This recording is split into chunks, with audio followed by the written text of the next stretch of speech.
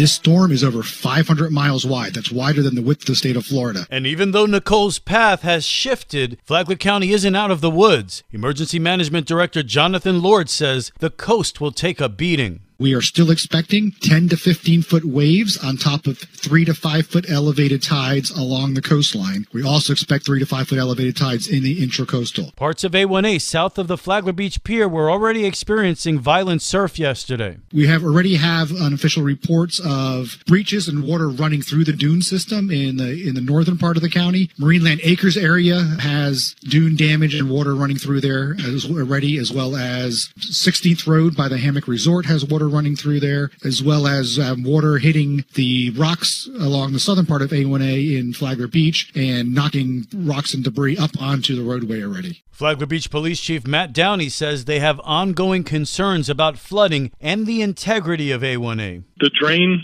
hopefully will hold up, but this churning action of the ocean, almost like a washing machine, we don't want it to go up underneath the asphalt and just pull away the sand that's underneath the roadway. That's what happened with Matthew. So say a prayer that A1A stays intact. While Flagler schools are closed, and so are most municipal governments today for the storm and Friday for Veterans Day, Bunnell City Manager Alvin Jackson says they're operating normally today. We will have wind from time to time, gusts of wind and some rain, and all our services, operations will continue throughout. We will have staff on standby in case we need to do some extra debris picking up. But all our services, our garbage services, their schedules, everything stays the same. In Palm Coast, it's a different story. Shannon Martin with the city says all city parks and trails are closed until further notice, along with the Palm Harbor Golf Club, the Indian Trails Sports Complex, and the Tennis and Aquatic Center. The Palm Coast Community Center and City Hall are also closed through Friday. Martin says your trash pickup schedule is also changing. Trash collection has been canceled for Thursday, but will resume the regular pickup schedule beginning Friday, November 11th. We're still expecting these 50 to 60 mile an hour winds,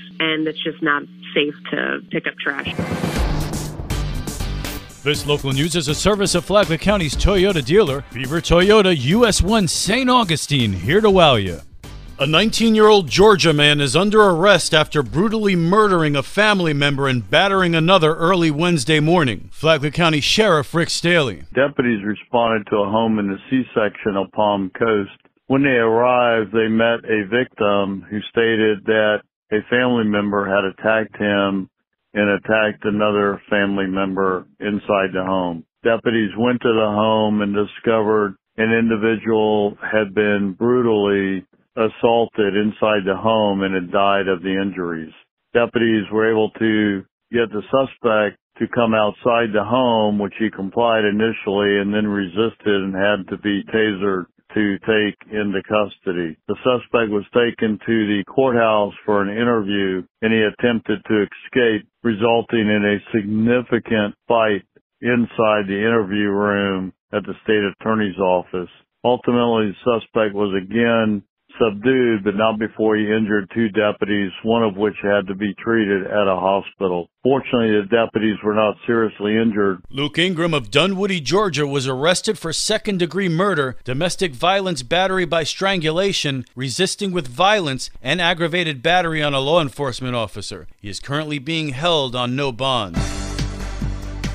Charges are filed in a dog abuse case following a Bunnell police investigation. Police Chief David Brandon says the dogs were found at an abandoned South Railroad Street home. We essentially received complaints from citizens who were concerned about the condition of the dogs and the way they were being kept. And when our officers went there in response to their concerns, found just abhorrent, deplorable conditions for these dogs, 6 of which were chained up behind an abandoned house. Animal control officers previously were at the home and warned the dog owners to remedy those conditions. We called for some assistance from the Flagler County Sheriff's Office, and they have a detective that specializes in these offenses, and we worked together with them and were able to put a very strong case together to hold the owner accountable. The owner now faces multiple counts of animal cruelty and is being held on a $10,000 bond. The dogs were taken to the Flagler Humane Society. For Flagler's Morning News, I'm Rich Petchke.